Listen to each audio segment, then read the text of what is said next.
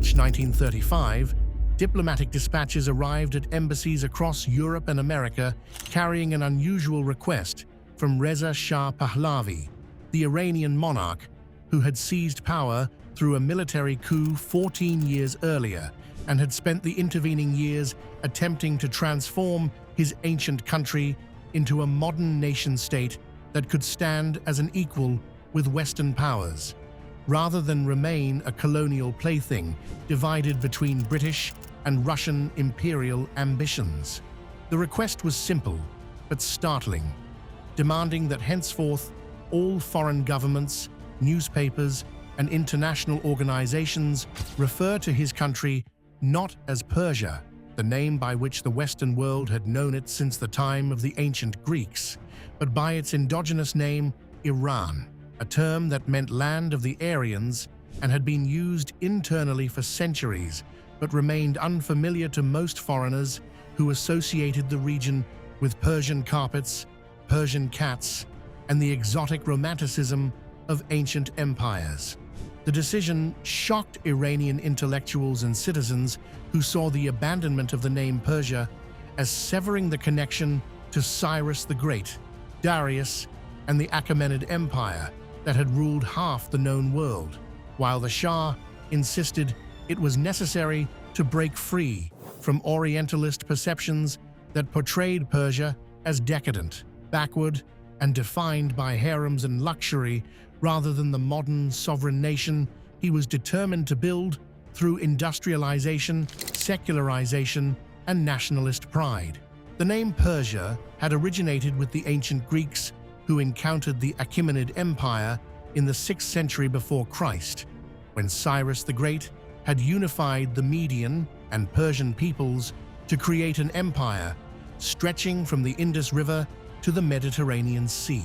The Greeks called the empire after Fars, the southern province where the Persian dynasty originated, using the term Persis, which became Persia, in Latin and eventually in most European languages. For the next 25 centuries, the Western world knew the country and its people as Persia and Persians, a name that carried associations with ancient glory, but also with the exotic Orient that European powers increasingly viewed as backward and ripe for domination as the Industrial Revolution transformed the balance of power between East and West.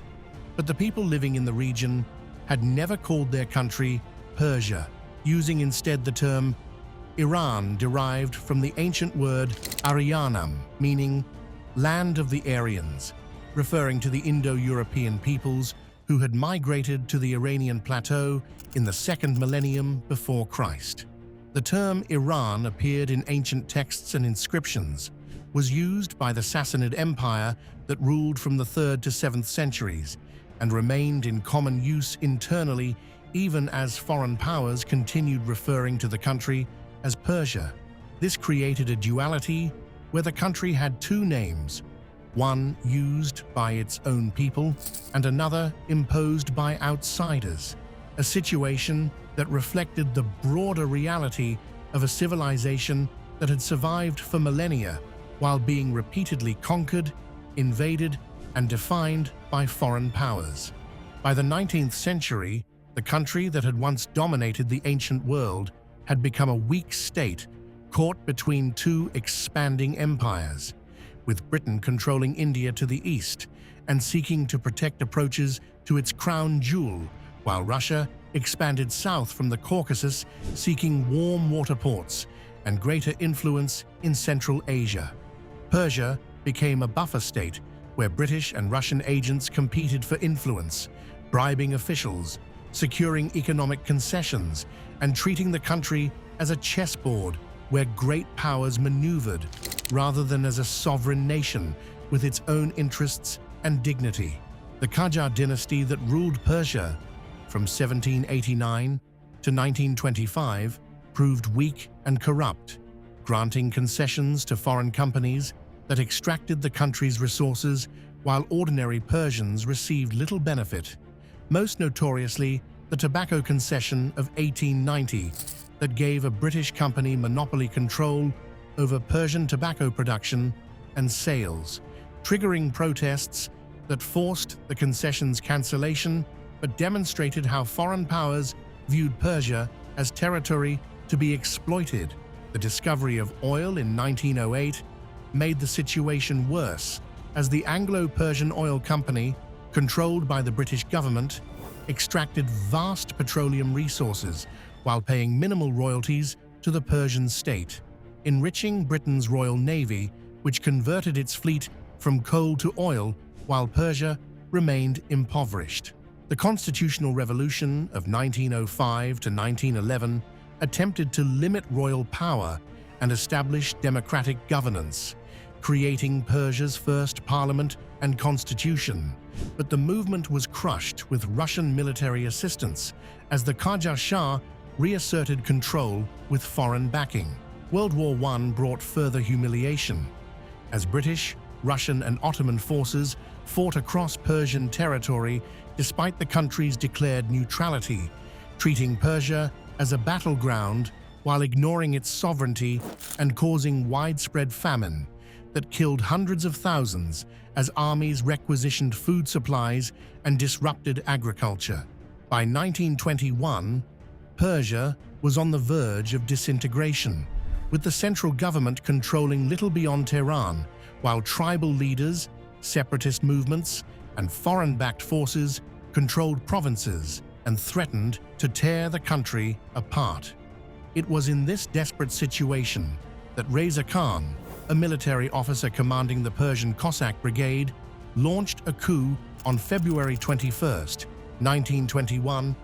marching on Tehran with 3,000 troops and seizing control of the government while maintaining the nominal authority of the last Qajar Shah. Reza Khan proved to be a strong man, determined to restore central authority and transform Persia into a modern state that could resist foreign domination. Over the next 4 years, he used military force to crush separatist movements, defeated tribal rebellions, and brought the provinces back under Tehran's control through a combination of violence and negotiation that demonstrated he would tolerate no challenges to central authority. In 1925, with the country stabilized and the Qajar dynasty thoroughly discredited, Reza Khan convinced the parliament to depose the last Qajar Shah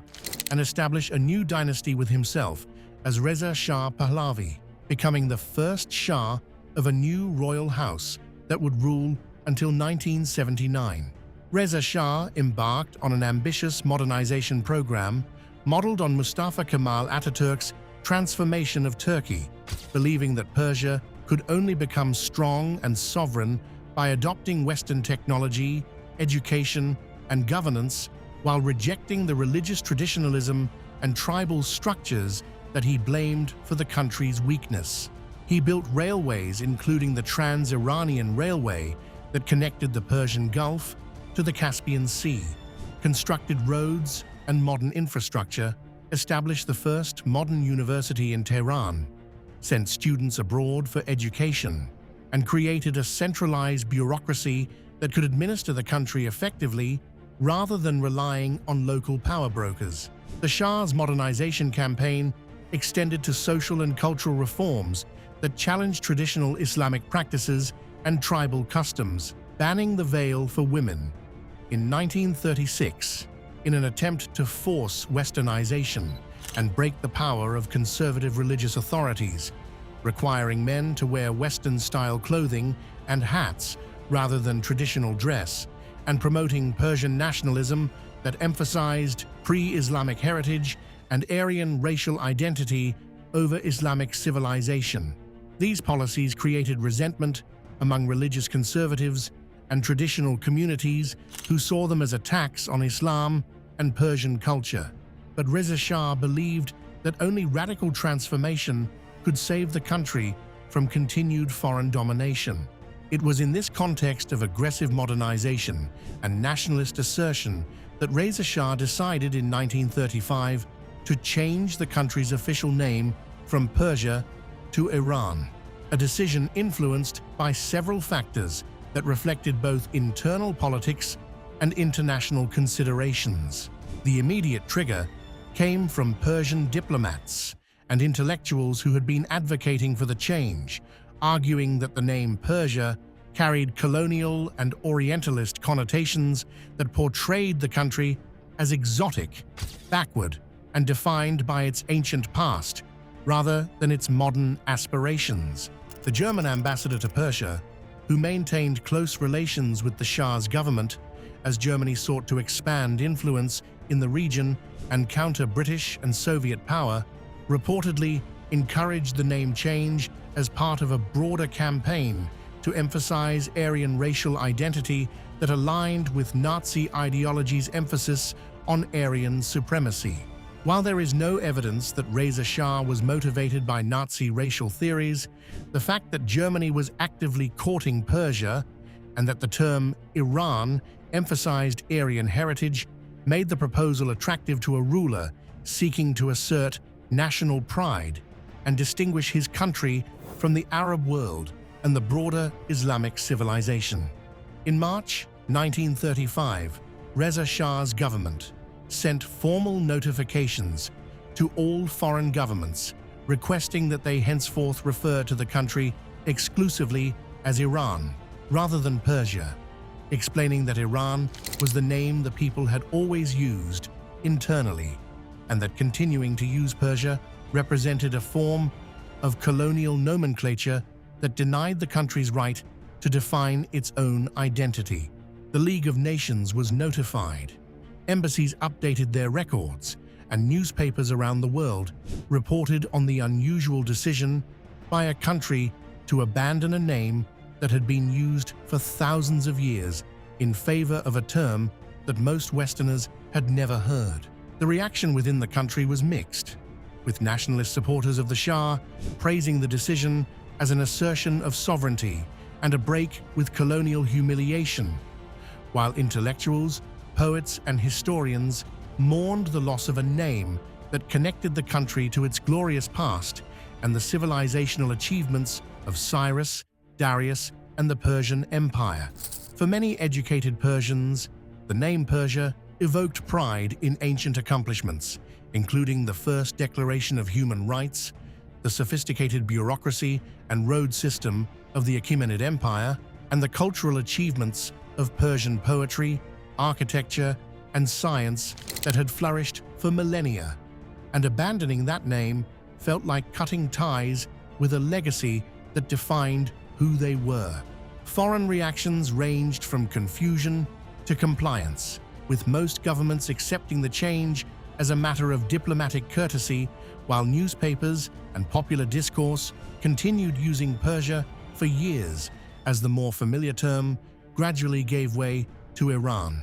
The British government, which had dominated Persian affairs for over a century through the Anglo-Persian Oil Company and political influence, changed the company's name to the Anglo-Iranian Oil Company in 1935, though it continued to exercise the same control over the country's petroleum resources regardless of what the country was called. Reza Shah's attempt to assert independence and play Germany against Britain and the Soviet Union backfired dramatically when World War II began, and the Shah maintained friendly relations with Germany, allowing hundreds of German technicians and advisors to work on railway projects, factories, and infrastructure while refusing Allied demands to expel them despite increasingly urgent diplomatic pressure. The Shah believed that balancing between great powers would preserve Iranian independence, but he miscalculated how desperately the Allies needed Iran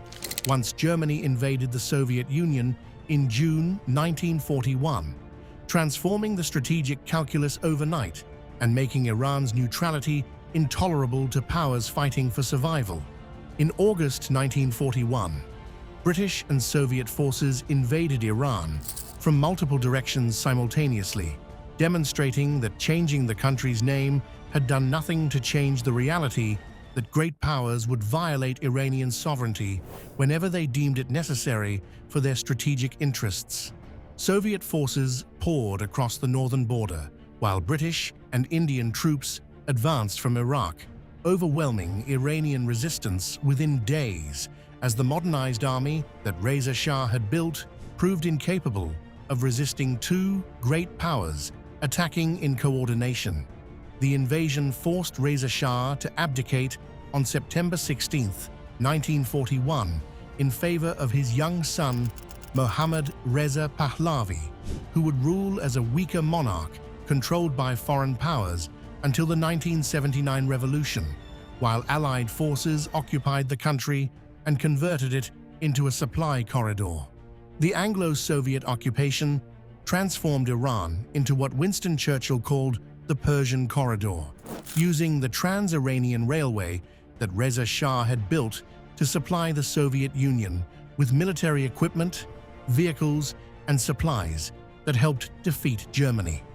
Over the next 4 years, approximately 3,500 aircraft and 150,000 vehicles passed through Iran on their way north to Soviet forces, while the occupation disrupted the Iranian economy and caused a famine in 1943 that killed between 100,000 and 300,000 Iranians. The occupation demonstrated the limits of nationalist assertion and name changes in the face of great power politics, as Iran remained as vulnerable to foreign domination as Persia had been, despite the Shah's modernization efforts and symbolic gestures. After World War II ended and Allied forces withdrew from Iran in 1946, the country continued to be known officially as Iran, while the name Persia gradually disappeared from official use, though it persisted in cultural contexts and Western popular imagination. The 1953 coup that overthrew Prime Minister Mohammad Mossadegh after he nationalized the Anglo-Iranian Oil Company and the subsequent return of the Shah as an American-backed autocrat demonstrated again that sovereignty required more than changing names or building railways, as foreign powers continued treating Iran as a strategic asset to be controlled, rather than a nation with its own legitimate interests. The Iranian Revolution of 1979 that overthrew the Shah and established the Islamic Republic under Ayatollah Khomeini created yet another transformation in how the country defined itself and how the world perceived it. Mohammad Reza Shah Pahlavi had ruled for 37 years with increasing autocracy and dependence on American support, using oil revenues to fund modernization programs, while the Savak secret police crushed dissent and tortured political opponents, creating resentment among religious conservatives who opposed Western cultural influence and among leftists and nationalists who saw the Shah as an American puppet betraying Iranian independence. The Shah's celebration of 2,500 years of Persian monarchy in 1971, staging an extravagant ceremony at Persepolis that cost millions while many Iranians lived in poverty, demonstrated the disconnect between the regime's grandiose vision of Persian imperial heritage and the lived reality of ordinary citizens. When revolution came in 1978 and 1979, it united diverse opposition groups, including Islamic clergy, students, leftists, and middle-class professionals who agreed on little except their hatred of the Shah's regime and desire to end foreign domination of Iranian affairs. Ayatollah Khomeini, exiled since 1964 for opposing the Shah's reforms, emerged as the revolution's leader by articulating a vision of Islamic government that rejected both Western capitalism and Soviet communism, while promising to restore Iranian dignity and independence. University students demonstrating in Tehran shouting "Death to the Shah" pledge allegiance to the Islamic movement of the Ayatollahs. The Shah fled Iran on January 16, 1979, and Khomeini returned from exile on February 1 to ecstatic crowds, establishing the Islamic Republic through a referendum in April that created a new political system based on clerical rule and Islamic law. The new regime emphasized Islamic identity over Persian nationalism, rejecting the Shah's pre-Islamic cultural emphasis while maintaining the name Iran that had been adopted 44 years earlier. The revolution's aftermath, including the American embassy hostage crisis from November 1979 to January 1981, the Iran-Iraq War from 1980 to 1988 that killed hundreds of thousands, and decades of confrontation with the West transformed Iran's international image from exotic Persia or modernizing nation into a symbol of Islamic fundamentalism and anti-Western resistance that dominated Western perceptions. Ironically, as Iran became associated with revolution, sanctions, and conflict, the name Persia experienced a renaissance in Western discourse as a way to reference the country's pre-Islamic heritage and ancient civilization, separate from the contemporary Islamic Republic. Persian restaurants, Persian cats, and Persian carpets continued using the old name that evoked cultural refinement and historical grandeur, while Iran increasingly connoted political tension and religious extremism in popular Western imagination, creating a new duality where the two names represented different aspects of the country's identity and history. Every day here now, the demonstrations and arrests go on. Rumors in Tehran say people are being armed and may soon start firing back at the troops. The 1935 name change from Persia to Iran represented an attempt by Reza Shah to assert national sovereignty and break free from colonial nomenclature that defined the country through Western perceptions rather than its own self-understanding. The decision reflected the broader challenge facing nations emerging from colonialism and seeking to reclaim their identities from the categories imposed by imperial powers that had treated them as exotic objects to be studied, controlled, and exploited, rather than as sovereign peoples with their own histories and agency. For Reza Shah, the name Iran symbolized modernity, strength, and Aryan heritage that distinguished his country from the Arab world and the broader Islamic civilization, aligning with his vision of a secular, nationalist state that could stand as an equal with European powers. Yet the name change alone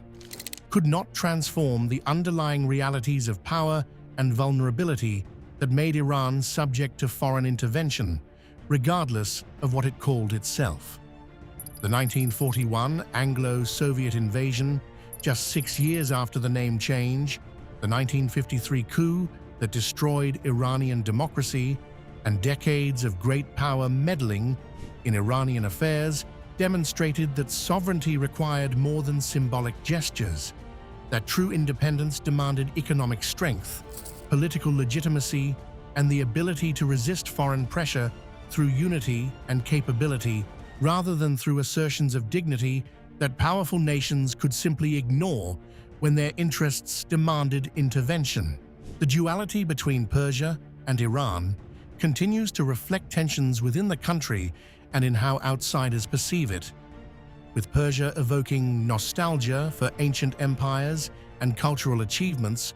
while Iran represents modern political realities and Islamic identity. The debate over which name better captures the country's essence remains unresolved, as different groups within and outside the country use the names to emphasize different aspects of a complex civilization that has survived for millennia despite repeated conquests, invasions, and attempts to define it from outside. Reza Shah's decision to change his country's name in 1935 was neither the first nor the last time that rulers attempted to reshape national identity through symbolic acts, but it demonstrated both the power and the limitations of such gestures. Names matter because they shape how people think about themselves and how others perceive them, but they cannot substitute for the harder work of building institutions, economies, and societies that can truly stand independent of foreign domination and control. If you enjoyed this video, hit the like button and subscribe for more history content covering wars, revolutions, and events that shaped the modern world.